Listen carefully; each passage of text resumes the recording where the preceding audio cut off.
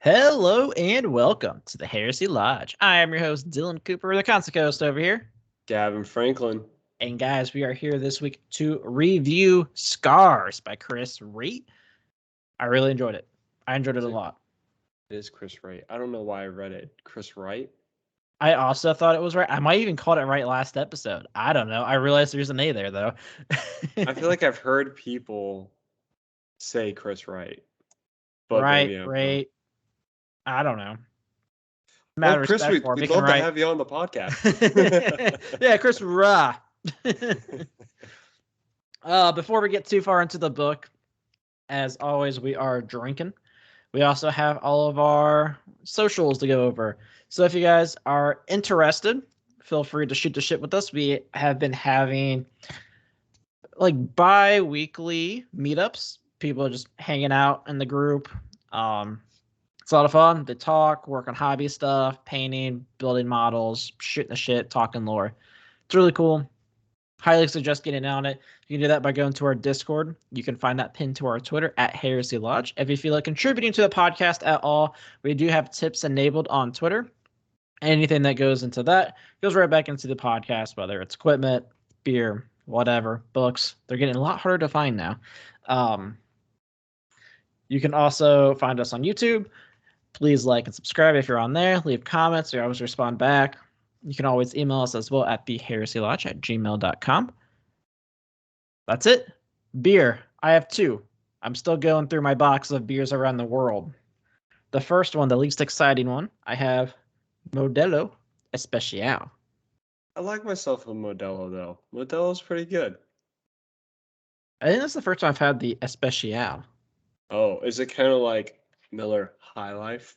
I think so. Like, it had like the shit around the top that I had to like pull off.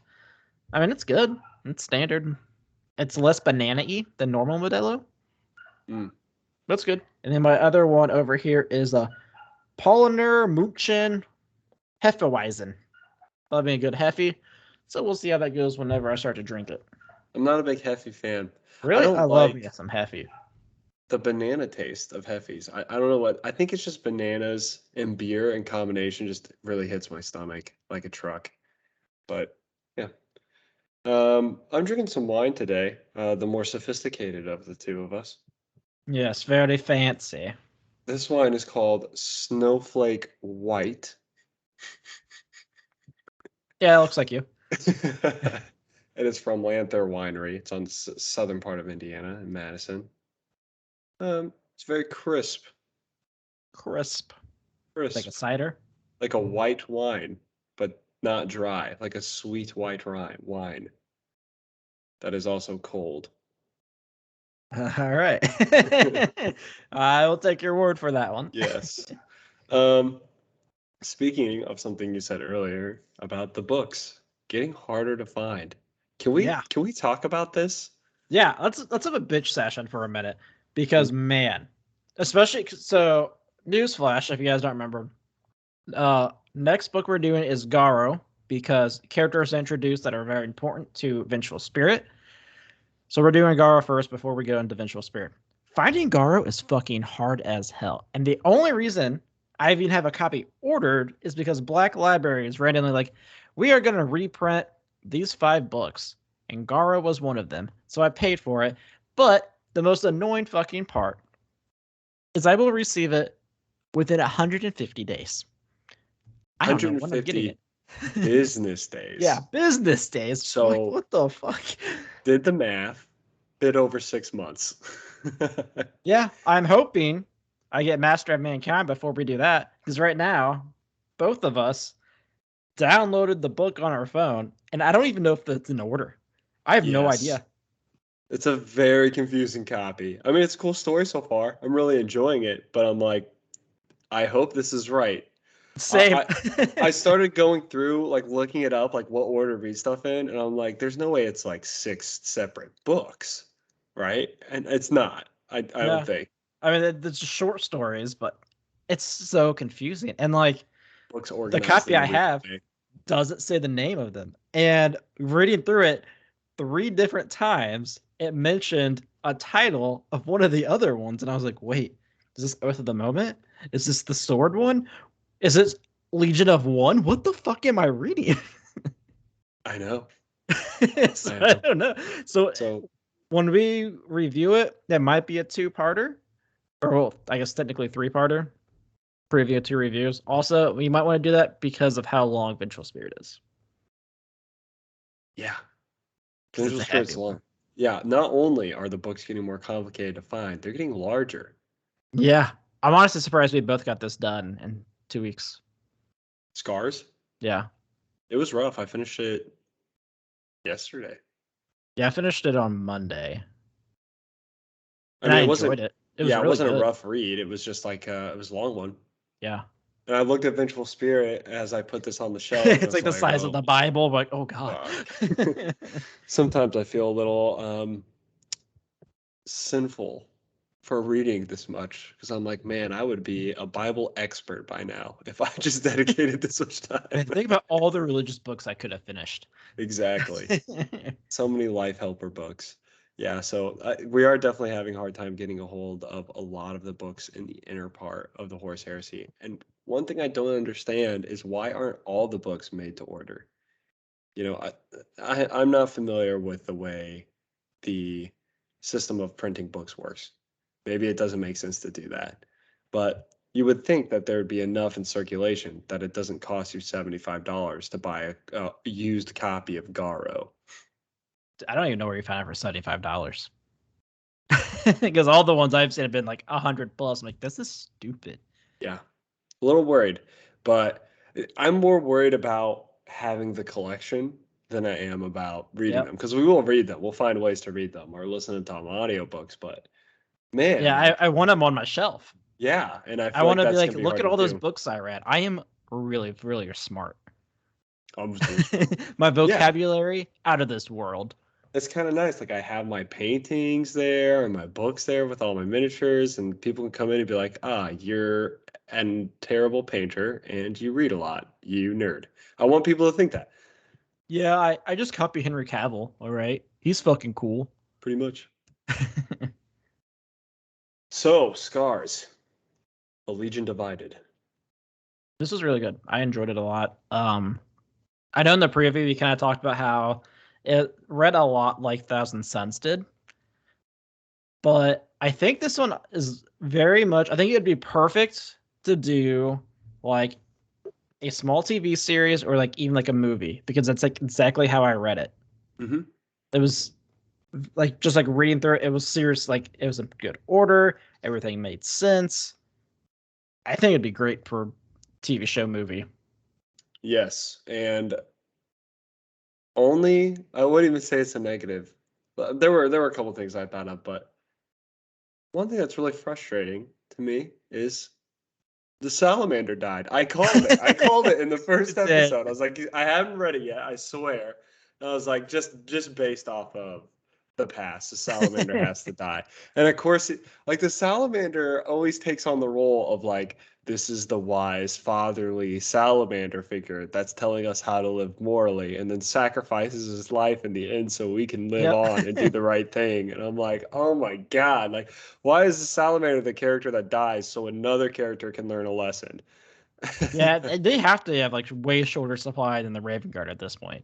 There's no way, because like first off, Vulcan is nowhere close, has not at all been like, let's get a group of salamanders together. He's been getting tortured and killed himself multiple times. Like Chorus Corax is actively trying to like replicate Raven Guard. Yeah. So all of these salamanders are dying throughout the entire series. Only one salamander, two salamanders now, have survived the stories that they've been in. You get one from Angel Exterminatus, Mm-hmm.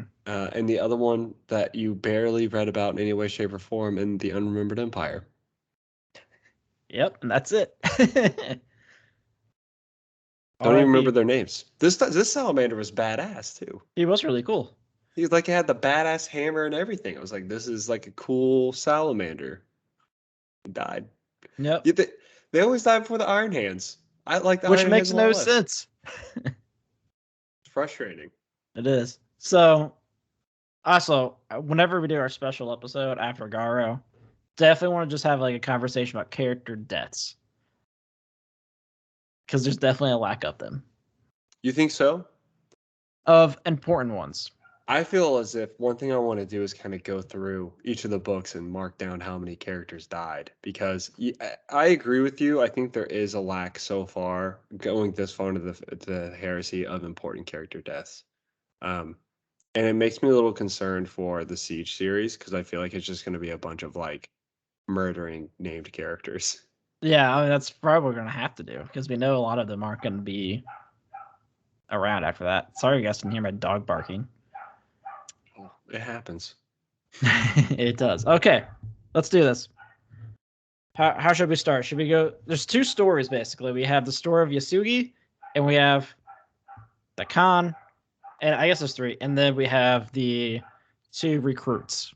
Let's talk about the story of the Khan. I feel like that's the majority of the story, and it kind of sets up for the other two stories pretty well. Sure.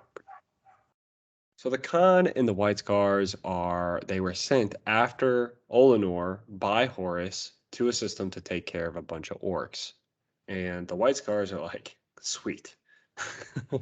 That is what I was born to do. We're going to go out into the middle of nowhere and kill some orcs. But it's taking them longer than usual, and we know that it's because of the Alpha Legion. And during this time, Terra has sent this person, Ilya, in order to help the White Scars be better at the logistical part of their mission because they're very terrible at it, apparently. Yeah. You guys just go over there and hunt. Yeah, they just send people off to do things. It takes them a long time to return. That they're very good at fighting combat and warfare and all that stuff, but they don't have a good grasp at like the logistical efforts of fighting a war. So Ilya is there to solve that problem, and this war is taking them a lot longer to fight, and they're not really sure why. Like we said, we know it's the Alpha Legion. And then the Khan, being isolated in the system for like a year or so, finally receives messages, and he's getting all kinds of these mixed signals that Leman Russ has betrayed them and killed Magnus, that Horus was betrayed by the Emperor, that Horus betrayed the Emperor, that Rogel Dorn wants him back on Terra. And I already found this to be really interesting. What were your kind of thoughts on like the nauseatingness of this? Because at one point I wanted to be like, okay, well, these are the right answers. But even listening to them, like, well, all of them kind of are true. Yeah. I mean, I definitely agree. I really like how he like responds to it because he's like, you know what? We'll just go see Magnus. Magnus is gonna know what the fuck's going on. Mm-hmm. Because I mean, he definitely like listens to both sides, and he's like, I cannot differentiate like who's telling the truth, who's not. And like the thing with the Khan is like, no one really talks to them anyway, so he's more like, what the fuck? What's happening? This is weird. But the weird thing is too, like he has this like, he feels like he has like a more obligation more to Horus because he's actually close with Horus, and I think that was like the big thing on like why he like immediately was like, I really don't know which way this could be going. Like, I think if it was like another brother, he'd be like, yeah, I can see that. What I like about the Khan is he doesn't make decisions based on emotions. He is an emotional person. He does have like rage outbursts here, but it's not like he doesn't say we're going to dedicate our force to this planet or this side based off of some emotion that he has. We know his relationship with the Emperor is not great. The Khan believes that the Emperor is a bit of a slave master and a tyrant. We Not know wrong. that's true though. What I enjoy about the Khan is he's the type of person where you have Mortarion that's like, I hate the Emperor because he took my pride away from me. And you have Angron that's like, I hate the Emperor because he took away my victory and glory kill, blah, blah, blah, blah. And then you have Dorn that's like, I love the Emperor because he's my daddy. He's You your have, big daddy. yeah. Jakatai is the guy that no one talks to and asks for his opinion, and he just observes. And he's like, okay, I understand that the Emperor is trying to unite the Imperium, and that's a good cause, but they're right. He is a tyrant. He's an evil person. Yeah, honestly, I think the reason I like the Scar so much in the Khan is because I feel like his personality is kind of a lot like mine. So like the reader. Yeah, like because I mean, especially like in our groups and stuff, like I'm always like the quiet one that just kind of observes, and then I'm like, you're all kind of just fucking stupid, honestly. Yeah. He's definitely the type of person where his flaw is probably inaction and elusiveness, right? He doesn't like to get involved. Yeah. And that is a bit of a flaw because when things are happening around you, inaction is not always a good thing. But the decision when he makes it is the right one, is always the right one. So he tries to leave to go to Prospero. Prospero, that's what I'm looking for. But as he's leaving, the Alpha Legion stops him. The Alpha Legion are also fighting the Space Wolves in another system. Can we talk about the Alpha Legion? Are they actually the biggest legion and we just don't know? We don't know. So I was doing some thinking about this. The Alpha Legion are responsible for the destruction of Corvus Corex's gene project. Yep. The Alpha Legion are responsible for stalling the Khan. The Alpha Legion are responsible for fighting the Space Wolves.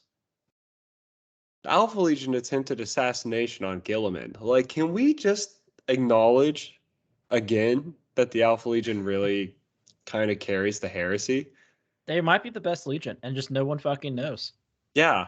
When we had that entire argument, like which legions would really be the one to carry out the crusade, I'm like, the Alpha Legion is overlooked. Like they're crazy good. Yeah, and I mean, and obviously they can do more than just small planets because they're fucking up half the legions. Yeah. Hell, they're also in most all the legions. So it's Yeah. like, who knows what the hell they can do? One thing that I thought was very interesting, though, about this story that was very, again, confusing about the Alpha Legion is at the end of the book, it's revealed that um, they wanted the Khan to leave the system. The bad guys, Horus's team, wanted the Khan to leave the system earlier so he didn't hear the plea from Rogel Dorn to go to Terra. And it was because the Alpha Legion stalled him that he heard that plea and that I order. mean, we know from Legion that the Alpha Legion is kind of playing both sides. They're They definitely are. trying to get the ending that they want. I think they're a lot like the Cabal, where they just have a different idea of what They're they working want. for the Cabal. I think they're using the Cabal. This is my problem. And again, this is the Cabal problem that we talked about in the Unrumored Empire. We have heard from the Cabal that their goal is to ensure that Horus wins, but he wins big. Yeah. The Alpha Legion seem to be on board with this plan because they want the Imperium to win. And like ultimately, at the end of the day, they want the Imperium to win, and that means Horus has to die. Or Horus has to win first, essentially, but he Yeah. has to win big. That seems to be what they're on board with. But they arranged those events to where Jakatai joined the Imperial side, which seems opposite of what you would think they would want to happen. Now And I I think do think, especially at the end of the book, I think if it was Horus that went and saw Jagatai instead of sending Mortarion, that would have changed. I think it would have had a bigger effect whether which side he picked. I don't think Horus even knew. Or maybe Maybe. yeah, so this is a point. There were also several times during the fighting, once with the Space Wolves, where the Alpha Legion would say things like "for the Imperium." That's why I mean, in the Alpha Legion sense, like they think they are fighting for the Imperium. And I think that the Alpha Legion truly does believe that. I think Alfarius believes that. The question is like, is it really is them blockading the Khan? Is that Omegon actually trying to get the Imperium to win? Is the Alpha Legion infighting?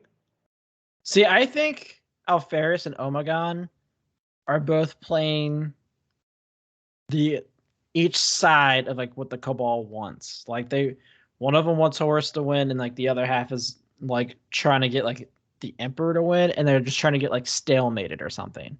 Because it was shown in the Alfarius book, in the Primarch's book, that Omegon is hiding things from Alfarius. And I don't know if we've had any confirmation in the heresy, even like spoiler territory, that has shown that like one of them is actually pro-emperor.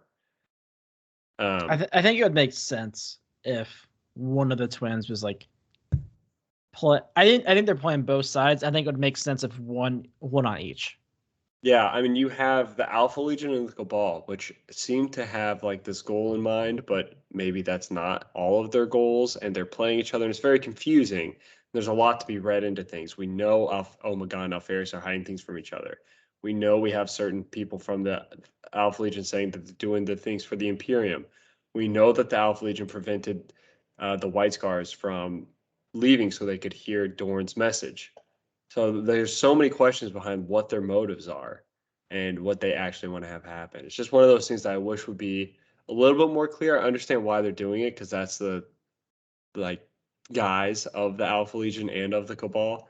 But at the end of the day, it's just like they seem like a tool that they can do whatever they want with. Yeah. Because it's unexplainable. I'm like, okay, well, that's kind of it's almost like lazy storytelling, in my opinion, when you have like all these tools you can just pull out and be like, it does this too, because it Yeah, can. I'm really curious about a certain character we see in Garo and how they justify it. To see if it's also just kind of like pulling something out of a hat. Like, okay, that's kind of bullshit, but okay. Yeah. So the point I'm trying to make is I think the Alpha Legion stuff at this point to me is getting a little annoying, because I would like to kind of get a better, more clarity. We have had so many Alpha Legion stories.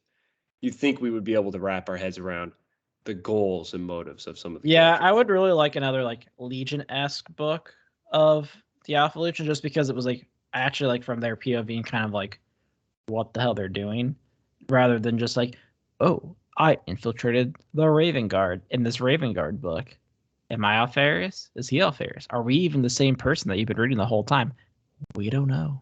Yeah, because at the same time, you're like, who sent that mission? Was it Omegon? Was it Alfarius? Do they have different intentions? It's just like, Mm-hmm. who knows what they're wanting or trying to do. But that's the Alpha Legion rant. Back to the White Scars. The White Scars perform this awesome, cool space maneuver because they've outfitted all their ships with crazy, powerful engines. That's the White Scar thing to I do. love the quote we had from Olenor with Fulgrim and the Khan. When the Fulgrim's just that's when we get the great line of Fulgrim, like, I hear you do weird things to your ship. He's like, I hear you do weird things to your soldiers. I was always curious about that line. Because that was before Slanesh.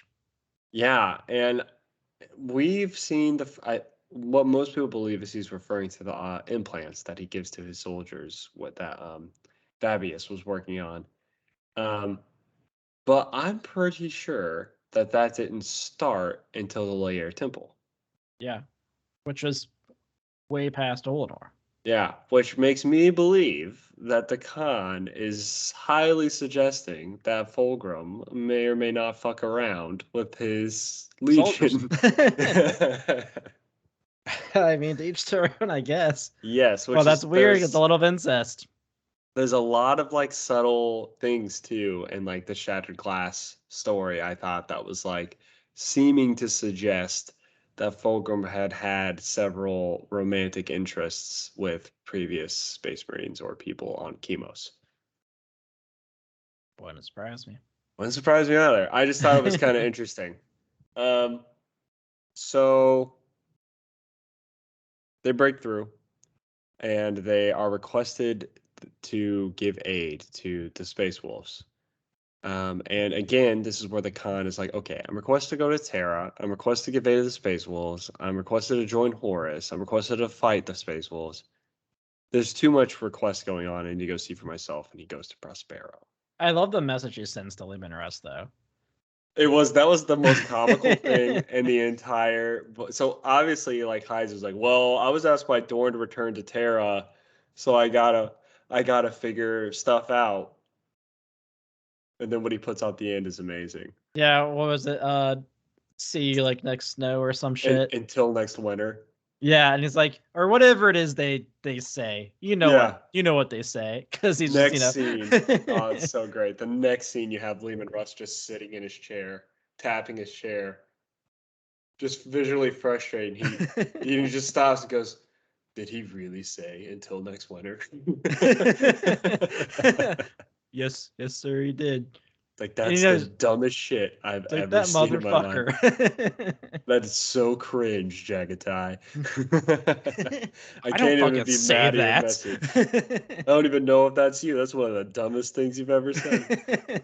I love Jagatai's like, or whatever they say. Whatever it is they say. And then I love like after like that part, like the person that told Lehman Russ is like, I think he was just trying to be polite, sir. It's like, man, what the fuck?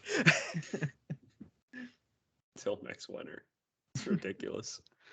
So obviously Jagatai did not go to help Lehman Russ, and I think we're gonna see the consequences of that later in some other books. Man, I can't wait for you see that confrontation. I really, really still cannot wait until fucking Porteraba brings out those siege machines. Because I'm sure he comes to McCreek and he looks at fucking Gil and he's like, that's weird. I wonder where those came from. Strange. A lot of interesting confrontation. I'd love that line to come up. Like, so next winter. It's here. Hey, good to see you again. Glad you made it. Wow. So they make it back to Prospero. And I think we can kind of backtrack a little bit and talk about the other two stories and how they converge onto Prospero, because Prospero is where the book ends. Also, one of the short stories gets brought up here too at Prospero. How so? The Surviving Thousand Sun. Is that the guy from the short story? It is.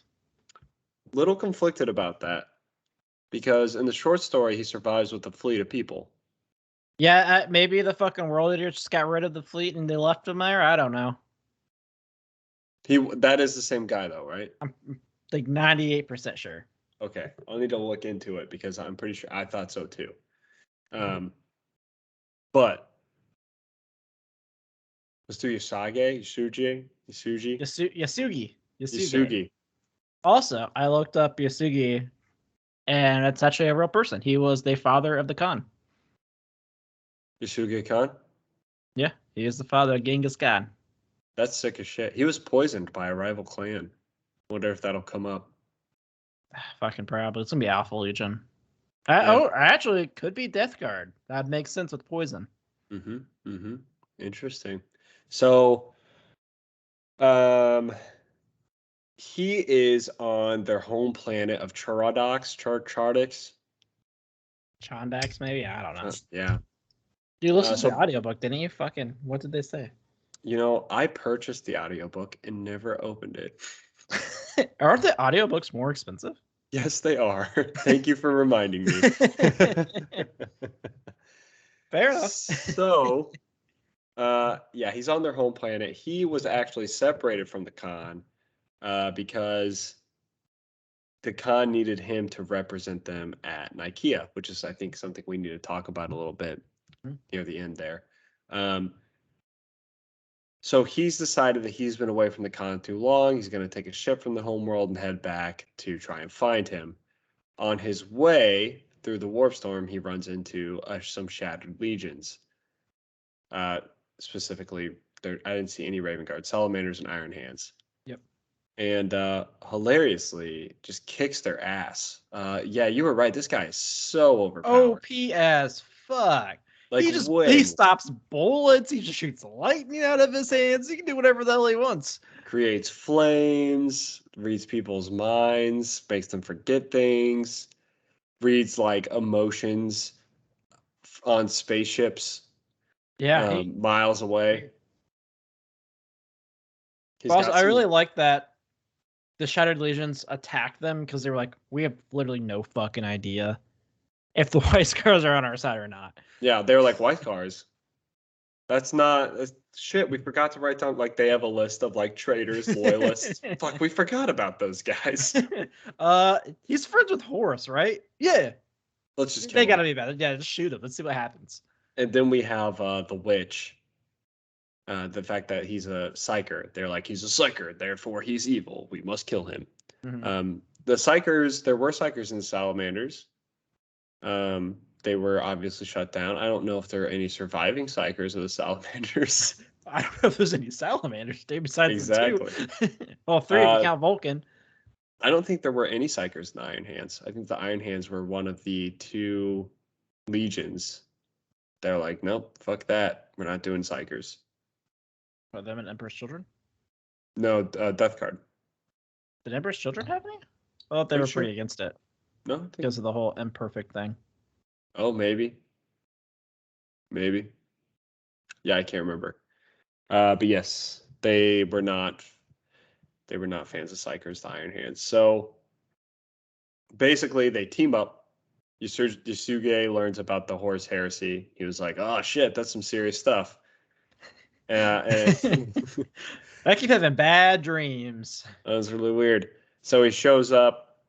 They find a word bearer's vessel, which is hilarious to me because Yasuge this whole time is like, I wonder how bad it's gotten for them. And then he shows up at a word bearer's vessel. Pretty bad. They're weird as shit. There's some weird things happening in this place. That is very strange. So he goes and basically kills everyone on the word bearer's vessel. They all fanatically fight to the death. And they discover that the word bearers have a warp drive that's powered by a demon of the warp. And it shows them all of the warp paths and all of the ships of the legions that are traveling in the warp at that time, which is kind of cool. Very interesting. Although, like, not all of them were marked, which I find very interesting as well. What do you mean? So, like, they talked about, like, I don't think, like, the white scars were showing on there. And, like, I think there's, like, 2 legions that, like, were not appearing. And they're like, well, that's fucking weird. Yeah, so what it had stated was it was showing ships that were traveling in the warp. But white scars should have been it because they were going to Prospero. They did show up at the end. Oh, they did. For some reason, I thought he was able to find it. Yeah, so it was happening like right as they were leaving. Basically, he was able to find that, but they couldn't find like Imperial fists or anything like that because they were all at Terra. They're also fucking dead. The Imperial fists. Oh, sorry, I was thinking of fucking Iron Fist. Nope. The Iron Hands. Hands, yep. Damn. They're just full of the Marvel superhero. Yes. It's just hand glows yellow, all of them. Yeah, so they were able to keep track of all that, which is so crazy to me because you have the Emperor already doing crazy warp magic to create Gellerfields and the Primarchs. I don't know why he wouldn't just put a little bit of weird shit in there in order to also allow him to see all that. You know, it's like wherever the Emperor draws the line is always strange to me. The whole thing, everything about the Emperor is weird because he gave fucking the priest or whatever, like powers or whatever. Falcador. No, the chick, Keeler. Like she got fucking powers for believing in him. I would assume they would have had to have come from him somehow. Maybe. So maybe I feel like warp. he's should be like all knowing, should just know where everything is, but it's just like I'm gonna fuck with these demons in my basement. Weird character. But we'll talk about him later, I'm sure, because I agree. He's another one of those things. It's like pull out of your pocket and see what he does. Yeah. So they kill the word bearers and the demon in the warp engine, but of course, in the process, the salamander dies. R.I.P. Another one. Zavin, whatever his name is. Oh, jeez. He was cool too. I liked him. Yeah. So they basically use that warp drive, or no, they blow up the ship because like that warp drive's super fucked up. That place is fucking weird. It's not supposed to do that. It's definitely not supposed to do that. Let's take a page out of the book of Two Cygnus here. Prime and a missile. And then they decide to go to Prospero because he finds out that he is heading to Prospero. The Khan is. Back on the story of the Khan, there are 2 people that we like meet right in the beginning. 2 Khans. Torgon and I can't think of the other one. Just an S, I think. Shiban, and Yes. Torhud. Yeah. Basically, these are just disciples that we meet in the beginning. They end up being khans, which is like captains or something like that. Yeah. One of them's from Terra, one of them's from the White Scar's home world, and the Terran one is in the Lodge, and he believes the whole concept behind the Lodge in this story is they're upset for the at the con for not making a decision at who to join, and they believe that the right decision is Horus, and therefore they're going to try to make the decision for the con. Also, can we talk about the fucking random ass pillar that just shows words?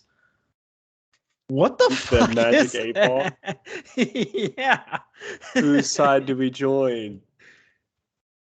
Unknown. Come back tomorrow. Isn't it exactly like how it was? I guess the whole thing was just like, what the hell is this thing? They're getting like migraines looking at it. It's just like, yeah, these words keep appearing out of the fire. Like, who was he speaking to? Apparently, it was.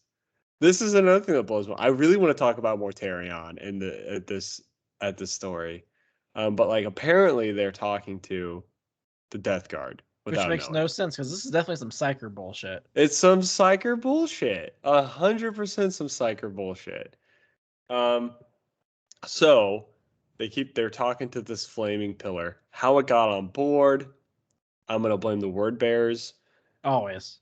That's 100% some word bearer weird shit. So these lodges are very small, but they grow throughout the process of this book into a large portion of the Legion. Yeah, I'm just gonna have a real quick timeout when it comes to like the lodges. I think it would have made so much more sense if it was the Thousand Sons that made the lodges, since they like their whole thing was like they would send people to all the other legions to learn about them.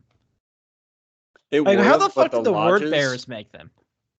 the lodges were a way to influence politically the other. Right. I mean, that makes sense. I know like why the lodges are there, but how the fuck did the word bearers get in all of them? Like, at least we have an excuse for They the Thousand started all of Sons. them. But like, how the fuck did they start it on the White Scars? Like, the White Scars don't fuck. They don't have not. They don't fight with anyone. Well, do you remember in First Heretic, Lorgar wrote his like Book of Lorgar and then asked all of his chaplains to go join other legions? Oh, I think yeah, I think you're right. Mm-hmm. So the other legions was like, yeah, sure, we'll take one of Lorgar's chaplains. If I was in charge of a legion, I'd be like, no fucking way. We're not getting any of that weird Lorgar nonsense. Did you see what happened to Monarchia? You want that to happen to us? Fuck that. Hell Get no. that guy out of there. That's called failure. How the fuck did they even catch up to the Scars? You know the Scars were fucked off somewhere. Yeah, I don't know. I don't know when the lodges first started. I don't know if it was pre-Olenor, post-Olenor. Not sure. So I think it was pre-Olenor, though. The lodges began to grow in power the longer the book went on, and they decided that while Jagatai was their magic flaming conch, 8-ball told them that at Prospero, that's when they would meet with Horus. Ooh, the conch has spoken. Be prepared. Shibu, though, Shaban, he got invited because they're trying to convince him to join the lodge. And he, of course, was like, you guys are talking to a flaming pillar. And it's weird. The basic concept in the argument in this book is the Khan is the one to make the decision. Not Rogel Dorn, not Lehman Russ, not Horus, and not the lodge. The goal and the rule of the White Scars is they wait for the Khan to decide. Yeah. And they weren't. They didn't want to do that. Yeah, so they because tried one to of the overtake. guys like in the lodge is the neocon, which is like a grandmaster. Grandmaster. So whenever they are at Prospero, the con goes down, and that guy's in charge now. So he's like, guess what? We're preparing for Horus, mofos. Yeah, so he starts taking over the ship. Ilya works with Shibukan, Shiban, in order to get onto the ship with their fucking motorcycle bikes in space. That sounded sick as fuck. They're like I will say the driving one on thing these. that this book did really well. I think the space battles were written really well in this one. Yeah, it was I really could actually interestingly like done. picture like what was going on. Mm-hmm. And the space bikes. Dude, the space bikes are so cool. Mm-hmm. Obviously, a bunch of infighting breaks out over the ship, and Yosuge arrives, and also the Death Guard arrive. As the Death Guard are arriving, the Lodge Masters are preparing to like accept them. Weirdly, Yeah, into although the. they're like, wait a minute, those aren't the sons of Horus. We've been That's not tricked. worse. That's Mortarion. No one wants to see Mortarion. Yeah, well, what the Ugh, fuck's he doing here? what a weirdo. But But he really, showed up. He showed up along with Yasuge, who started fighting the Death Guard, and while the Scars are infighting on all of their ships. And yeah, the I really like Khan, what Isugi does because he's just like him starting that is like the reason like why Mortarion like leaves his fight with the Khan. hmm So the Khan is down on Prospero, this completely destroyed planet, and they end up fighting like some The remnants the bugs. of the bugs. You got more of the bugs and Scars than you did in 1,000 Suns. Yeah, he did. The pseudo psychokeratins or whatever. Yeah. Insects that implant eggs into your brain. But this time, I don't think they did that. Yeah, They they just were like like killed you. extracting souls or something. It's really weird. And only the Khan was able to fight him. So that was the thing. A lot of the Terminators died until they found that 1,000 Sun survivor who was able to kill everybody. But we have the Khan talking to Magnus, which was really interesting. It was my favorite dialogue in the entire book. It was really cool. I really liked their dynamic. There was a soul shard of Magnus left over at Prospero, and they were basically discussing what happened to Magnus. And what a heated, like, badass conversation that they had. Yeah, I really enjoyed it. I mean, it was just such a good back and forth. Like you have Magnus, who is honestly like full of regret for what he did. He's like, I thought I did the right thing, but maybe I didn't. Maybe it was wrong. Maybe I'm an idiot. Now Yeah. Dad's fighting like demons and shit that I let in. Yeah, the Khan came looking for answers as to why Lehman Russ did this. And he was like, I hate Lehman Russ. And Magnus was like, don't blame them. Yeah. Said, don't blame them. I fucked up. And it was really nice to see Magnus say, no, I did do stuff wrong. Yeah. All my Which, hey, guess fanboys, what, guys? all From my his own fanboys can mouth. shove it. Yeah, and the Khan ends up getting incredibly angry with Magnus because he's asking Magnus what he's going to choose. And Magnus is like, I don't have a choice. I'm just going to do this. And the Khan's like, well, how do I restore you? Magnus is like, you can't. Because Magnus basically revealed that he had made pacts with deities, that the warp was infested with these godlike beings, that he had lost his way and delved too deep. And he basically asked the Khan to kill him. Yeah. Which was really interesting too, because he was like, like the Khan's like, we told you, like, there has to be limits. And he's like, I know. Yep, I know. I'm a fucking idiot.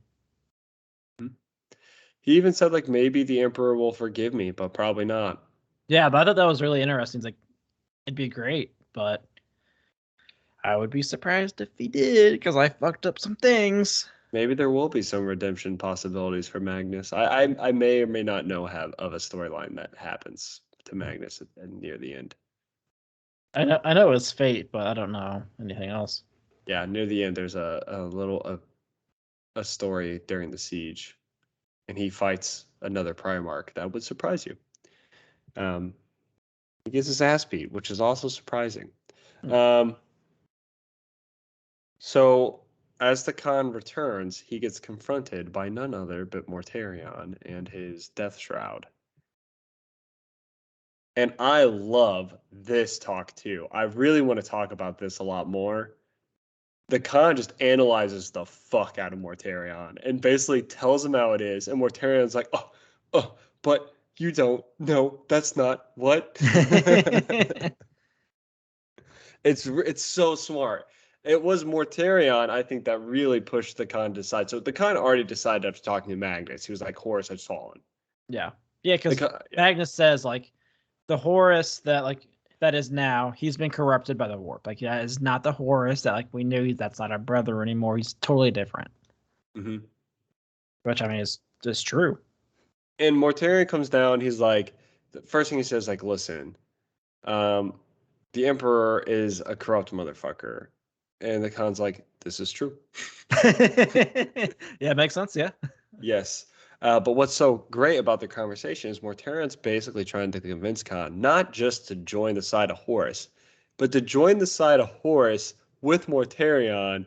That way, when Horus falls, they can take his place. And the Khan just shoots back at him. And what he says is amazing because he's like, you have basically, the reason you're coming to me is because at Nikeaa, you planned to create a kingdom without psychers. And in doing so, you then joined a side that is exclusively influenced by the warp, surrounded by psychers. Magnus is going to be on your side. And you hate Magnus. The Emperor is a psyker. Horus has embraced dark gods. He's probably using psychic shit within his Death Guard stuff to talk with the lodges at the Scars that we talked about. Yeah, I mean, we already know Lorgar has all his psychic shit. He hasn't seen Angron. Angron's all fucked up right now. Yeah. And that's exactly what Jakatai says. It's like, you're looking for an ally because you don't have any. Everyone hates you. And everyone is against like what you want. It's like, what are you going to trust in Angron? That's hilarious. Conrad Kurz, even more so. Even more fucked up individual. Yeah. He's like, you have nobody to turn to. And so you're turning to me. Like, your desperation and following me is proving that this is a terrible side to join. And Mortarion's just like, oh my God, he's totally right. Like, I'm completely fucked. Like, it's Mortarion's already realized it, but it's the acknowledgement of that realization where it's like, oops, I made a mistake. I joined the wrong side. Yeah, I'm really curious how like Nurgle infests his Legion. I mean, I don't think it's a spoiler. If anyone knows anything about 40K, you can just look at their fucking models. Yeah. I know. I am aware it doesn't happen till the very last book in Heresy, actually. Oh, and Buried Dagger. Buried Dagger, that's when it occurs. And it is a very pretty much Mortarion has surrounded himself with his enemies. And they get infested because Mortarion has been a dumb bitch this entire time. I mean, this book even proves him more. Every time I've seen Mortarion, I've not thought this was a good decision. I mean, he's been influenced greatly by Typhus, who we know is a psyker. Yeah. And also kind of a piece of shit. Mm-hmm. And he's influenced by Horus. He doesn't even like Horus that much. He's one of the few that doesn't like him. But like, he's chose that side. Yeah, which is weird. So the Khan and Mortarion get into a fight, and I have to say, in my opinion, the Khan wins pretty heavily. But I'm surprised by how much Mortarion held his guard. Yeah, so it kept talking about the insane strength of Mortarion, which I didn't think his was resiliency. Yeah, obviously his resiliency. He took a lot of hits. He delivered like one, maybe two to the Khan. But one thing that surprised me, it talked about like how strong he was with silence, and which is his weapon. And it compared him to Ferrus Manus. And it's like, I wonder why like Vulcan didn't come up there. You know? Vulcan's too strong. Yeah, I guess. Like, also, what the fuck is the Khan's psyker power? You know, it didn't show in this book. I'm really upset about it. I figured it had to do something with the sword. No. If they could like channel into like the sword or something. It's kind of lame, but it's actually very powerful in the book. But he has the ability to summon storms. Interesting. I mean, I guess that kind of makes sense with how they all call their psychers weather makers or whatever. Yes. And not only just summon storms, like direct lightning to where it lands. Interesting. And really chaotic, crazy storms. Yeah. So that's what he does. So yeah, it's one of the things. really good conversation between him and Mortarion. Mortarion goes to leave, and the Khan almost kills him. He does like a pretty crazy amount of damage to Mortarion though before he gets out of there. Yeah, I'm trying to like imagine like his like move that he did at the end, like before like Mortarion like teleported away. I'm imagining just some like super like anime or video game ass shit where he's just like sitting there and just like teleports super fast with like a slash and just misses it. Damn it. I'm behind you. Yeah. Basically, the way the book wraps up, the Khan makes it back to the ship, and he restores order on the infighting in his ships, arrests the people that were in charge of the Legion or the lodge, and helps Yusuke win and makes the Death Guard retreat. It's pretty much the end of the book. We get like the affirmative that he is pro Emperor. Yep. But I also really like how this story ends a little bit, with what he decides to do with the prisoners. No, I was gonna say we had to talk about that because I found it very interesting, especially like the story Yasuge gives of like this Khan asking for advice, and it was like, what do we do with these traders? And he's like, well, they have to like regain their honor. And you know how they're gonna do that? By fucking fighting. They're gonna be the fucking best ones out there. Essentially, it's like you can kill them. It was a really good parable. Like it's something that I never really thought about, but it's so genius. Because if an enemy is like using deceit to weaken you, right? And they're able to influence someone in your army, you then kill that person. They've weakened you. They've succeeded. But if instead you find out that the person that they deceived is upset about being deceived, you have them fight first, they'll fight to the death because they want to regain their honor. Yeah. And really genius, actually. And this is another one of those things, like the Khan had kind of made up his mind about killing people. Yeah, because they even talked to like, we all know like what happens to traders. Because honestly, I thought he was dead already because he fucking impaled him with his sword and like lifted him up. And it was like, no one fucking tells me what to do. Yeah. I am the conqueror. It's like, shit, Khan. Yeah, it was pretty badass. But yeah, he ended up living, and I think like the decision was let him go and let him go fight like war bands. Let him go fight Horus. Now the thing that he said was really smart because the Khan was like, it was very similar to what Horus Korak said. He's like, okay, we're fighting a war, and you want me to just go stand at Terra? Kind of seems like we're gonna lose. Yeah, that's I'm gonna go. That's what we're built for. Yeah, I'm gonna go do what we're supposed to do to fight Horus. I wonder if they ever like. I mean, because we know the Space Wolves were leaving from Prospero when they got interrupted by the Awful Legion. I wonder if like they passed by and was like, "See you." Just like one ship. Yeah, we're just like a war band. No. It all went well, but like we're kind of doing our own thing now. So we're on your side though. We helped you like one ship. We declared for the Emperor, but we're just kind of like doing our own thing.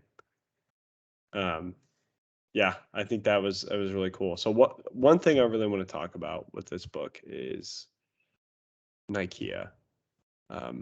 I'm a little upset we didn't get more scenes we didn't get any scenes from Nikeaa. Yeah, we got more Olinar than Nikeaa, which is like I kept like trying to like bring up Nikeaa in the preview. It was like they don't really talk about it, but it's so fucking important. Like I don't know how to bring it up. It's talked about a lot in the aspect that Nikeaa was a mistake. They basically say that like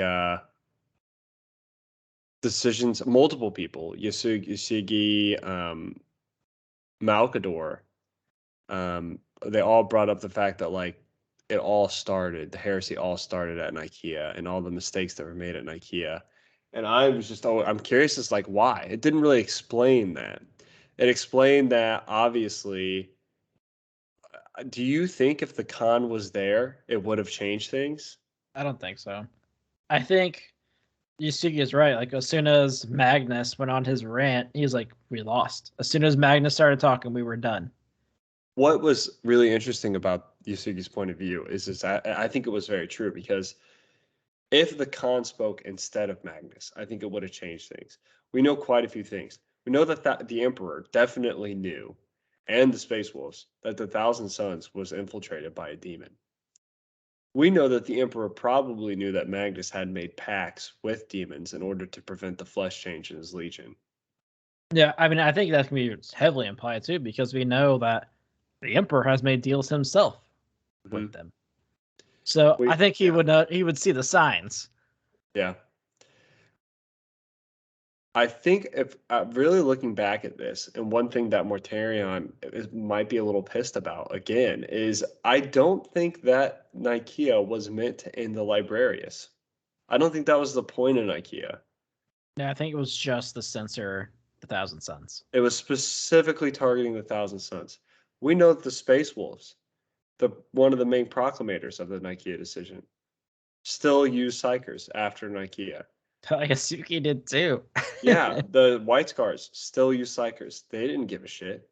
The Alpha Legion still use Psykers. Although the White Scars, other than Yasugi, didn't know. Because they were fucked off in Chondex or whatever. But they asked, they asked, like, once you found out, don't you think that people are going to stop using them? And he was like, nah. It's like, it doesn't make any sense. We're not going to follow that shit. We're not going to. But I mean, he had like the same argument that, I don't remember, I think it was a short story where they're like, look, if you like us, like me taking away your gun is basically like you giving up your psychic ability. Like, it doesn't make sense. It's a fucking weapon and we need to use it. And we see these things come up in Garo too, when we preview and review that one. Although I already have like a thing about it, because in No Fear, we know that Gilman said, "Hey, use your fucking abilities." Well, there are several legions that have. So after Nikeaa, a lot of legions shut them down. Nikeaa comes back on. We already have confirmation that the Ultramarines are using Psykers. We have confirmation that the Blood Angels are using Psykers. We have confirmation that the Lion killed Nimiel just so he could use the Psykers. Nimiel was making him a little mad. So that's fucked up. We know that all the Traitor Legions don't give a shit about Psykers anymore. That's another confrontation I can't wait for. The Lion and Zahariel. Yeah, whenever we get that, it will be fun. We know that the the Night Lords are using Psykers again. They probably never stopped. We know for a fact that Angron had to use Psykers even after Nikeaa because he was dying. He's losing his mind. Yeah. The Word Bearers and Psykers, that's a little up in the air because they're all kind of Psykers. They're all very weird, but it's also ritualistic power and not necessarily Very weird line there. They have weird shit going on. Yeah. But yeah, like after the Horus Heresy, the Nikeaa contract went out the window except for Rogel Dorn. Probably Ferrus Manus if he was alive to say anything about it. Yeah. We didn't see any in the Emperor's Children. We haven't seen any in the Sons of Horus. We didn't see any in the Iron Warriors. But who knows? Yeah. We haven't in the Alpha Legion either, which is kind of surprising. We did have some in the Alpha we had Legion. humans, didn't we? We didn't have actual people? No, we had Astarte Psykers in the Alpha Legion. Did we? Yeah, during the short story when they went to go infiltrate the base, one of the base people was a Psyker. They had to bring in the nullifying person in order to prevent his psychic abilities from being used. Okay. I just don't remember that for some reason. Yeah. So the Alpha Legion was definitely using Psykers. When Alpha Legion doesn't give a fuck about anything. They have no rules. No, there's no rules. So they did use humans as well. Yeah, the whole Nikeaa thing is interesting. I definitely think after reading it was specifically geared towards the Thousand Suns. Like I can't think of a single time or situation where some legion came under fire for continuing to use Psykers. Yeah, well, I mean, if you think about it, like the other ones, like they followed the guidelines where like we have to have like rules for this, and Magnus was always like, "Fuck those rules, we're going fucking nuts." Right. It talked about how Jagatai, Sanguinius, and Magnus were all responsible for the creation of the Librarius, and where Magnus was all like, "This is going to be great for the legions," Jagatai and Sanguinius focused more heavily on what rules are we going to put in place. Yeah. So yeah, it's interesting. Like, so many people agreed to it, but they were like, "We have to have a limit." And then there's just Magnus who's like, "No, we should not. We should just fuck everything up." this book really showed that like Magnus was a moron and that he had so many advisors telling him what he was doing wrong and chose not to listen to it. Yep, and hell, he even admits in this book that he was wrong. So you doubters, you heard it here first From Magnus. from his mouth. So I think that's probably all I wanted to talk about. Yeah, rankings. I think this book is as good as Vulcan Lives for me. So it's a top 10 book. It makes it up there. I don't think I can put it above like First Heretic or anything like that. I have this book tied, I think, with Thousand Suns. I think they're like how it's written is very similar, but I think I actually like this more than Thousand Suns. I loved Thousand Suns because we got to see so much more of Nikeaa. We got to see so much more of Olnor.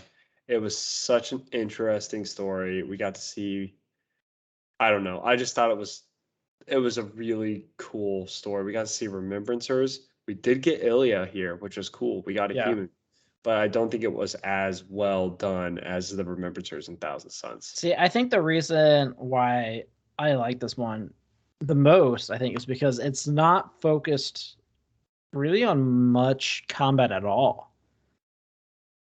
Like, it's very limited combat to like the end. Yeah. It's a long book too, and it is kind of going through it. It doesn't seem like there's a lot in there, but it's all really like deep.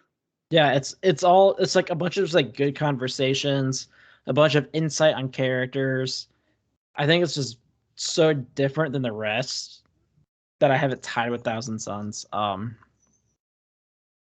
don't know. I just really liked it. I'm really excited for Path of Heavens. I'm really excited to see how like if Chris Wright writes the same in all of his books, or if it's gonna be like this is a good one and then it just kind of hits the fan. I'm excited for Warhawk. That'll be seen in next year. Yeah, hopefully, if we make it. Or we might die. Who knows? Points to the heresy. Oh, it's very important. It lets you know where the last legion is. That's another qualm I did want to bring up. I feel like this book should have gone before the Unrumored Empire. I agree. I think this book. I'm trying to think what number would be like a good spot for it, because I feel like there's like so many random like things that came in like the series. I think it should have went after Vulcan Lives before Unrumored Empire. You know where all of the legions are. Like it would be really cool to have Vulcan Lives Scars. You're like, what's happening with these two legions? We got Korax already. Yeah, and even those two books should have been fucking earlier. Yeah, but what's nice about this, you get the Salomon in there thinking about what's happening to Vulcan. You already know because of Vulcan Lives. And then boom, we get Unremembered Empire, which is supposed to be the halfway point. It seems like we're robbing this because it would have been so smart to do like Unremembered Empire, Garo, Vengeful Spirit, because you're basically like doing a reset of the story. You're going back to the original characters. This book should have just been one back, in my opinion. I think it would have fit really well. We get a break from all the damn word bears, except for like the small little scene that they're in this one. Yeah, I almost like don't like that like Vengeful Spirit is the next one either. It just seems like I feel like if it came after, well, I mean, we're doing Garo next, but that's for different reasons. But I think it would have made sense coming that after like Unremembered Empire.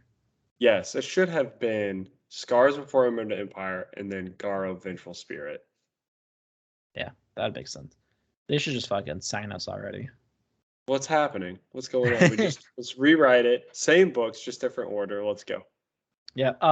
So I think that doesn't since at a 9. So that'll be this will be a 9 for me as well. Points to heresy. Probably a 9 as well. You need to know where the scars land. cool conversation with Olnar. I really like every time we go back to the past and see things that we don't see much of. Lets you know a lot about Mortarion as well, and Magnus. Yeah. Which, I mean, I still don't like Mortarion, but he's gained some respect. I mean, we're going to have to do we can do a full power rankings again our next episode to do all of them. Yeah, we've finally seen every single Primarch. And I think we've seen them all fight, which is cool. Except for Dorn. Yeah, we've not seen Dorn fight. Or Alfarius, but we'll never, who knows? We don't even know when Alfarius is fighting. Yep. All right. Yeah, I think that's it for me. All right. Well, guys, that is our review of Scars. As always, feel free to contact us. Like I said at the beginning, we have been doing some like bi-weekly meetups. It's been really cool. It's been hosted by we call him an Equary on the Discord. He sets up Zoom meetings for you guys. It's really cool. It's like a hobby meetup talk. Some people paint, some people put models together, some people just shoot the shit, talk lore, whatever. It's a fun time. You should join. You can do that by joining the Discord. You can find that pinned to our Twitter at Heresy Lodge. You can also give us money for the podcast. We have tips enabled on the Twitter. You can always email us at theheresiolodge@gmail.com to get the Discord link. If you're on YouTube, if you want on there, let us know. We reply to all comments. Please like, subscribe, do all the things. You guys have a good one. I'll be back next week with our preview of Garo.